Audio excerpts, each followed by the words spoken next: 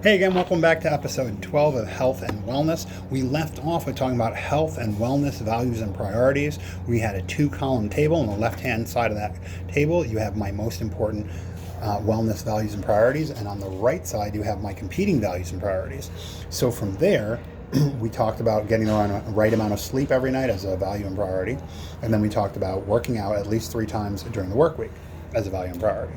And we answered what's a competing value and priority for getting enough sleep, like staying late at work or having to get up early the next morning, earlier than usual. And your body just either doesn't want to go to sleep or you have anxiety or whatever.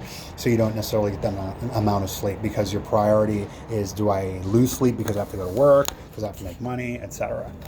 In terms of working out at least 3 times a week, you could say, I'm wanting to show a positive attitude at work, so I agree to morning meetings, but I'm missing my morning workout or I'm missing my nighttime workout because I want to show my value, my priority to work.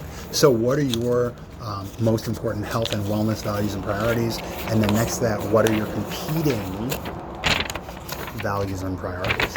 Meaning there's values and priorities in both columns. One competes with the one that you set up for success. So ask yourself in your notebook, what new insights into your values and priorities do you have as a result of doing this exercise? Like, oh my God, I can't really realize that, work is really cutting into my sleep. Or, oh my God, it's cutting into me exercising. That's why I can't lose weight. It's not me being lazy. Maybe it's because I'm spending too much time and giving too much effort to work. Another question for you is, with this new awareness, what can you do differently? You may not be able to do anything differently, but you might be able to figure out as you strategize for yourself, maybe I need to make more time for myself. Maybe I need to prioritize instead of watching TV. You know what, I'm going to skip my show, I'll watch it on streaming, whatever it is, and then you get your priorities done that you value more than TV, because TV is not really going to have you be successful and be as healthy and well as you can necessarily, unless you're watching like a cooking show or for healthy food and nutritious food, or like a workout program where you're working out along with them. And that could be how you do it. You could say, all right, I'm going to watch TV, but I'm going to watch an exercise program today instead of watching something on Hulu or something on Netflix. Another question to ask yourself is, how will new behaviors affect your energy and potential for your health and wellness? So let's look at your health and wellness priorities. Review your results from the preceding exercises from this entire episode. Excuse me. Select the 3 to 5 most important areas for improvement. So we're starting, if you have like 10, take 3 to 5. That way, if you say, all right, I have 3 areas of improvement, you're going to work on those one at a time. You're going to start like on a scale of 1 to 10. Where am I? Are there anything competing with that? What is my ideal image? How am I matching up to that in that area? And then you're going to say, what can I do to bridge the gap between where I am and where I'm going? So you're going to coach yourself on this. If you want to work with me, again, you can send me a comment, you can send me DM, look in my bio, my calendar is in there. You can have 2 complimentary sessions with me. The first one is a very quick laser focus session, so you can see how coaching works. You can see if it's for you. You can see if we're a good fit, because we may or may not be. And that's okay, because at least you found out. If we are a good fit and we say, hey, let's have another complimentary session, it'll be a full-blown 1-hour-long coaching session where you'll get to really dig in and be, oh, this is really what I'm going to be doing week to week if I choose to work with a coach, whether it's Francis or anybody else. So here's your opportunity to check that out. Obligation free, no risk, no pressure. Let's move on with this lesson. So you're going to use the list identified for improvement to create your top health and wellness priorities of those 1 to 3 or 3 to 5 areas you picked as most important. So write the areas down on page in priority order, number 1 with your most important. Now, take this following statement and fill in the blank. I want to, then write your area of improvement. So I want to lose 10 pounds, let's say. We'll just use that through the whole way. When I'm successful with this as my priority, I will feel, so let's say my feeling is overjoyed. So I want to lose 10 pounds. When I'm successful with this priority, I'll be overjoyed, and the people around me will. So how will they be affected? How will they be motivated? How will they be inspired by you and your new energy? So people around me will be energized as well. They'll be happy for me. They'll be so glad I did it and proud of me for my accomplishments. They'll be motivated to do it for themselves. They'll be inspired by me as a leader, and they'll want to be a leader themselves. Great team member, right? So list those down so that you know for yourself, and then create that statement so you have a living, breathing, you have a thought, a feeling, and how it affects others around you. So you want to lose 10 pounds is your thought. This is how you'll feel after. So I feel overjoyed. And then people around me will respond by being X, Y, or Z. And let's say there's nobody around you, because right now, not everybody's really allowed to go out and do a whole lot of stuff. So let's say you see yourself all the time. You'll notice on the scale, your weight is getting lighter. You'll notice in the mirror, your clothes are getting looser. So how is that for your health and wellness? You could say, I want to eat 3 to 4 or more servings of fruits and vegetables every day, and measure them out, even if it's just like a cup. Find out what is a serving of carrots, find out what is a serving of potatoes, find out what is a serving of apples, or what is a serving of strawberries. Just look it up online, and then say 3 to 4 servings of these, and make sure it's something that you enjoy. So if you love carrots, or you love cantaloupe, or you love broccoli, or you love potatoes, awesome. Just make sure you're preparing it in a healthy way. And if you can eat it raw, that's probably the best way to do it, as long as it's safe to do so. Just check it out and go bananas. No pun intended. Ha ha, there's a little joke for you. All right, so let's look at the real goal of health and wellness. So now reflect upon the preceding exercise, paying particular attention to your answers about how you will feel when you're successful with your priority. Like, let's say it's losing 10 pounds or eating more fruits and vegetables. But make sure you specify, I want to eat this many servings more of fruits and vegetables. Don't just say I want to eat more fruits and vegetables. Because if you say that, you might eat some more and then you might slack. But also, if you're making these goals, you can write down in a journal and track every day, how many did I eat today?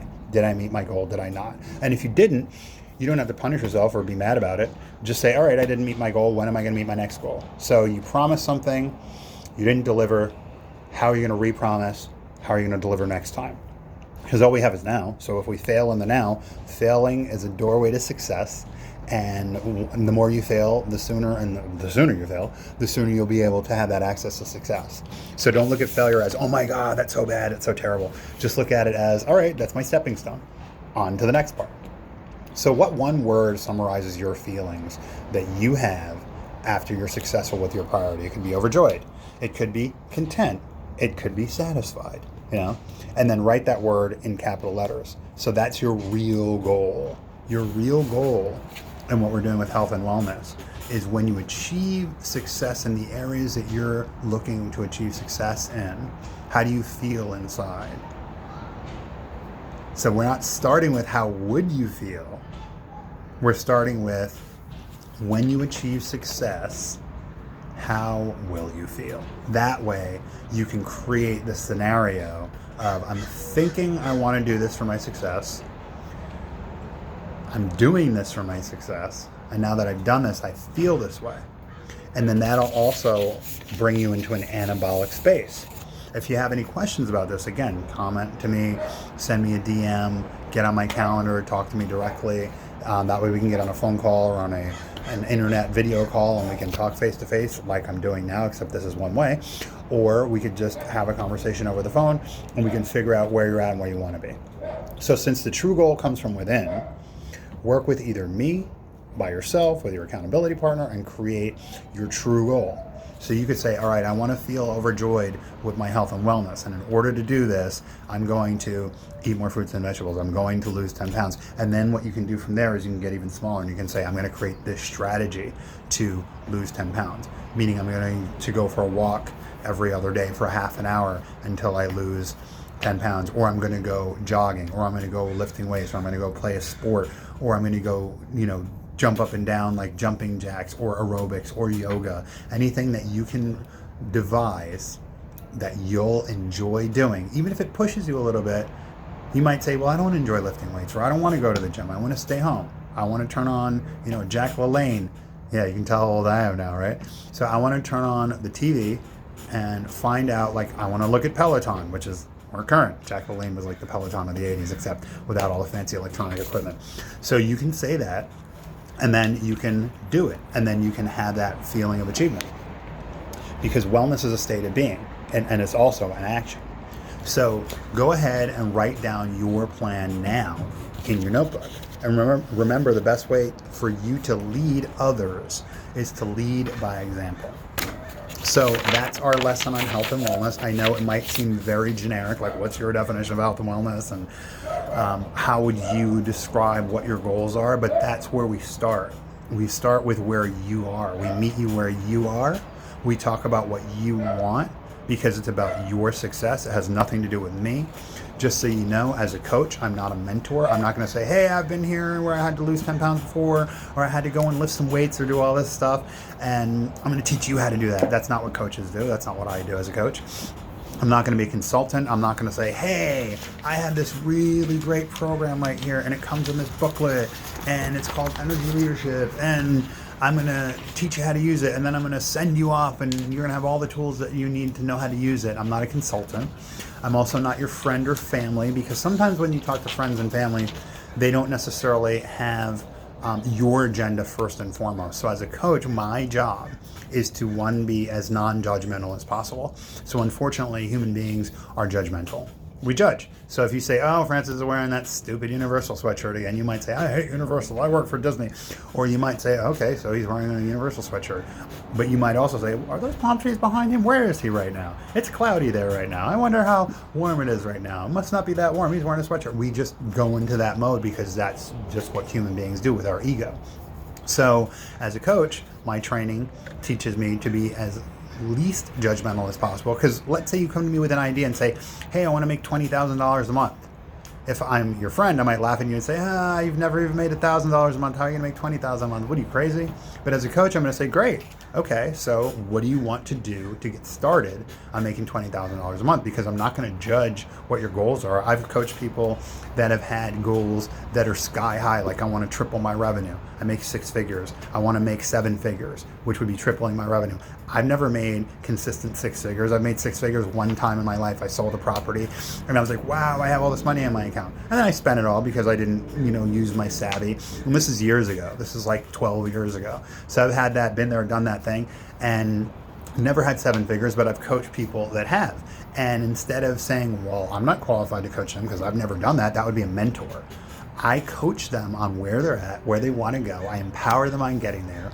I create systems and I develop strategies with them that are of their making, so that when you call me or you DM me or you comment to me, what's going to happen is we're going to talk about what you want to talk about. And my aim and my mission is to put the primary focus on listening to you intuitively, like we talked about on a lesson prior, so that you'll feel like the most important person in your life, because to you, you're the most important person in your life. If you're not, okay, that's fair, but I'm going to treat you that way.